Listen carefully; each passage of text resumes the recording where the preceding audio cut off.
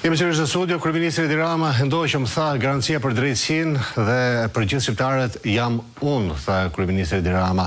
Më herët deklaronte se spaku reformën në drejtësia kanë bërë po unë, as amerikanët, as evropianët për Partia Socialiste, madje kërkon edhe votën e qytetarëve shqiptar për integrimin evropian, pa çka se deri në këtë momente ende nuk kemi parë një program nga kreu i shtetit prej 12 vitesh, prej 4400 ditësh të Ramës në krye të punëve të vendit. Kam një komunikim me Skype në këtë momente me kandidatin për deputet të koalicionit opozitar, zotin Lefter Maliqi, me të cilin do diskutojmë se si do përballet opozita në 12 qarqe me Kryeministrin Edi Rama dhe me të zgjedhurit e tij. Zoti Maliqi, ju përshëndes. Ju përshëndes në Bashkia Kuçov, zyra elektorale, sapo kam nisë fushatën.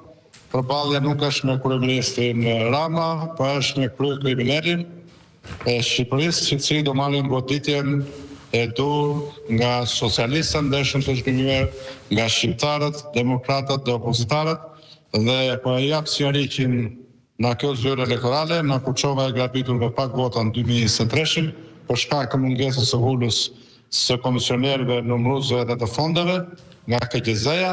Dhe po ju them që 4-3 del qarku i Beratit, surprizë për të parë, i majtë në Shqipëri. Zoti Maliqi, 4-3 për opozitën.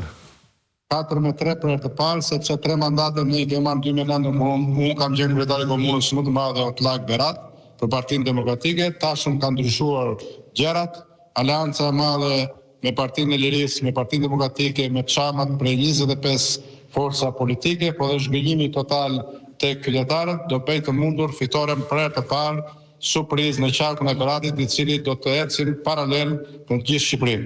E kam thënë dhe them që 2 qarqet që mund të humbin opozita është vetëm Vlora bashkë me Fieri, sigurisht mund të diskutohet e Gjirokastra, qarqet e tjera fiton opozita, Partia Demokratike në gjithë Shqipërinë.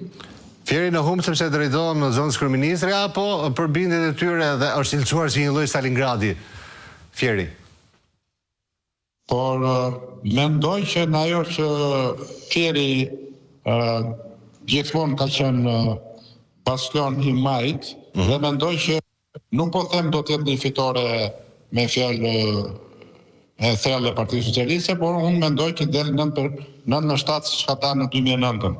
Gjithsesi, surprizat janë në vazhdim, por unë kam një bindje totale që Partia Demokratike dhe kjo aleanca e madhe me kësaj Shqipërie të madhe, të opozitës së bashkuar, do të kalojë 78 mandate dhe 80 mandate. Por zoti Maliqi, duke qëndruar tek listat, Partia Demokratike e prezantoi